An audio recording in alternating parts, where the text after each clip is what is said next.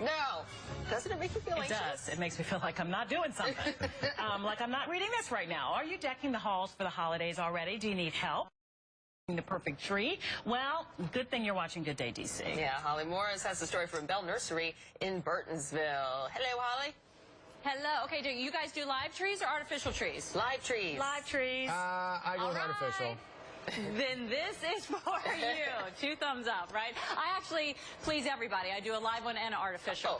But listen, this is the place to get the best tips because Bell Nursery, they provide all the plants for Home Depot, and they've got so many different wonderful options, and they have the experts to talk about them, like Jeff Farrell, who's with me. Good to see you, sir. Nice to meet you. Merry Christmas. Merry Christmas. All right, so I've talked to a ton of people that this week are going out to get their live trees. Right. So let's talk about our options and what are the best options. Best option and most popular is your Fraser fir. That's these two right here. These two right here. We have a 5-foot to 6-foot and a 7-foot to 8-foot tree. Definitely a bunch of different varieties. Fraser fir is your most popular, has the most strong limbs, best needle retention, and then you move on for smell. You can always go to your balsam fir, Douglas fir. That's your sweetest, most fruity smell. Okay, so this is the Douglas fir. This one smells the best. If you really want to make your house smell, this is what you need to get. Real quickly with the Fraser fir, I just want to make sure everybody ingests it. If you have a lot of ornaments, heavy ornaments, this is the one you need. Definitely the best one to go with. Okay, and so then why would you move on to the balsam, which I actually like the look of the balsam? It's a lot more full. Gives you pretty much the same kind of needle. Different color. It's more of a green color than the other. It's a more of a bluish green and a silverish tint. Now, if you get these now, obviously they've been cut a little bit ago. They're going to last through? Yes. The sooner the better.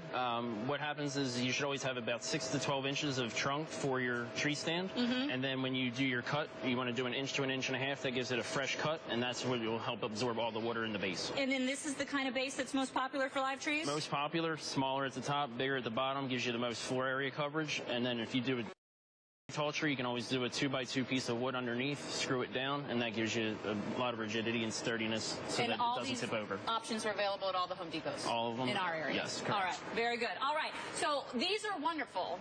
And I can attest to the fact that the Douglas fir just smells like Christmas. But the truth of the matter is, these are real fire hazards. This is no joke, and it's just something you need to be careful with, which is why we brought in these other experts. Dun, da, da, da. Chief Charles Bailey with Montgomery County Fire. Thank you so much. Good morning. And so while I'm so happy that you brought this lovely piece of equipment this morning, we really don't want this to be having to show up at our house because of a Christmas tree fire. How much of a fire hazard are live trees really?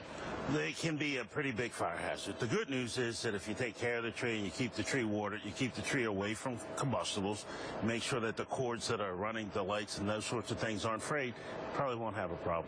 But they go up like that? They can go up pretty fast. So if you put a tree this size in a regular room and it catches on fire, you're looking at a 15-20 second window before that entire room is fully involved in fire. 15-20 second window. I just want to make sure you heard that. So with that in mind, we've got some other wonderful ideas for perhaps some stocking stuffers. Right. So the best thing to do is to keep the tree from catching on fire to start with, and we do that by keeping live candle flames and those sorts of things away. So a flameless candle is always a good idea.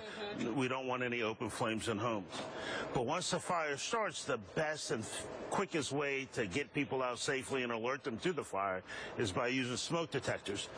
We want to make sure that everybody has a smoke detector, that the smoke detectors have been checked, the batteries are up to date and are working, and then that these are the 10-year lifespans on the smoke detectors. And the other key thing, if you're not sure, is that on the back of the smoke detector, there's a little bit of information that'll tell you when it was manufactured, and you know whether you've met your 10-year lifespan. There is a lifespan for this smoke detector. Real quickly before I go, Allison, I just want to show you this because I think this is the new coolest thing. This is a bedside fire alarm and clock. This is great for people that are hearing impaired. It actually shakes the bed. This would be, I know, isn't that great? That is great. For those of us that have aging parents, yes, this would be a wonderful, wonderful gift to give. So lots of good tips for your tree and for staying safe this holiday.